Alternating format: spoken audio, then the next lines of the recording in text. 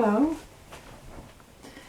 I'm Geraldine Ryan-Lush, and continuing in the vein of my volunteer work for boys and girls who are at home during this COVID-19 crisis all over the world, I'm continuing on with another one of my books.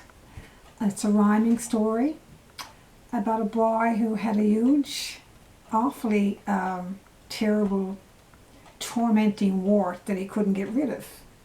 So it is a kind of a witchy story, and I'll read from the back of the book, description of it. An outstanding rhyming rendition from the world of warts and charmers. This serialistic, ghoulish story of a boy plagued with a not so very funny wart is highly original, darkly humorous, and fantastical. The image's artistic styling, from modern to fairy tale, employed in the illustrations of both Doriano Strologo and the author, convey from the gruesome imagery of Ryan-Lush's text a cauldron of dark mystery and witchy lore in the finest of Newfoundland folklore tradition. It's illustrated by myself and an Italian illustrator, Doriano Strologo.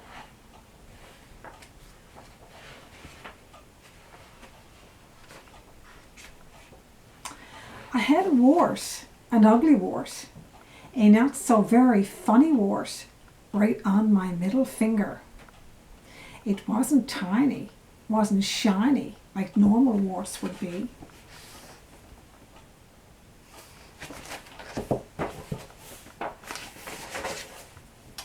It was a gross and awful wart, a mean and green and hateful wart, this grimy, slimy, blimey wart that went everywhere with me.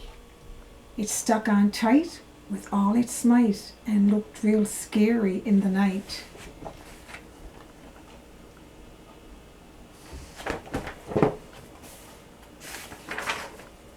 It was indeed a gruesome sight, this mean and green and hateful wart, this not so friendly, ugly wart, this not so tiny, not so shiny, throbbing, bobbing, knobbly, wobbly, fat and so unkindly wart that went everywhere with me.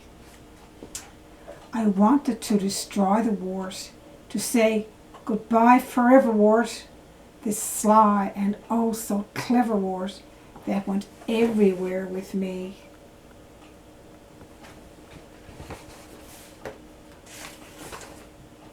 It wasn't a wait and go away wart, it wasn't a wash and wear away wart, it wasn't a scrub and dub away wart.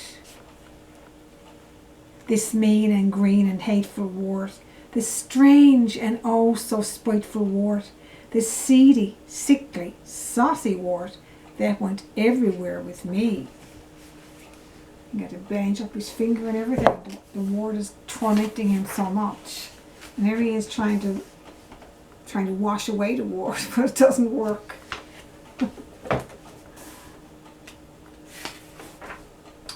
It stuck on tight with all its might. It got so that I couldn't write. It got so that I couldn't fight. Now I don't think that was right. This mean and green and hateful wart, this grimy, slimy, blimey wart, this throbbing, bobbing, brazen wart that went everywhere with me. So it's getting so tormenting. He can't write, and he's being tormented and bullied about it, but he can't even fight back because the wart was so big and so sore on his finger. So he can't write and he can't fight. If it wasn't a wait and go away wart, if it wasn't a wash and wear away wart, if it wasn't a scrub and dub away wart, then what kind of wart was he? Oh, it's a gross wart, as you can see. It's a gross wart. So I'm wondering what he's doing there with the lantern in his hand. I wonder where he's going. For it stuck on tight with all its might and looked real scary in the night, especially in the lantern light as the charmer's house I flee. And there's in the lamplight. So he looks like the lamps of Newfoundland. in the olden days, the kerosene lamps, the Aladdin lamps of old Newfoundland. It was a house, a homey house, a musty, misty, gnomy house, this charmer's house I see.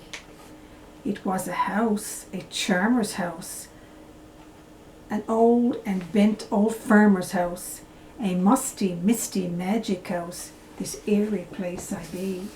There's a charmer's house that he's running away to, and I wonder what the charmer is going to do.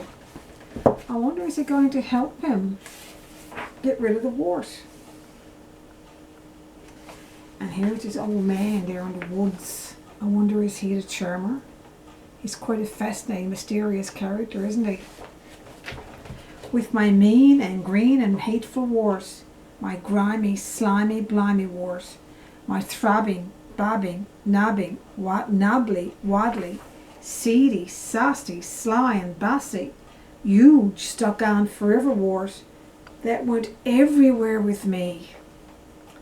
It was a charm, a curious charm, that was wet and sticky on my arm, but didn't do me any harm, just wrapped around my neck till dawn, and hid inside my sweating form for 3 days secretly.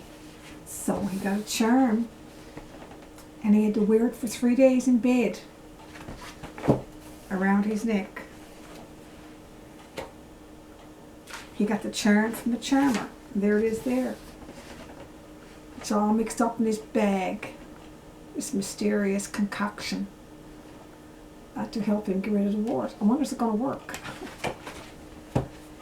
It was a bog, and then he was told he had to go to the bog to throw the charm that he wore around his neck. He had to throw it in the bog. It was a bog, a curious bog, a deep and black and sticky bog. There he is there, about to throw the, well, he got it thrown into the water. He took it from around his neck and threw it in the water the day and wore around his neck for 3 days with all kinds of witchy things into the bag, potent witchy mixtures. A saggy, scrunchy, icky bog where I threw the charm in glee. I wonder, does it get rid of the wart? I had a wart, an ugly wart, a not so very funny wart that's never coming back. And that was gone. The charm worked. And that's the end of the story. And here's the cat. It's actually an illustration that I did of my son Shannon's cat, Smokey. And as you know, cats are very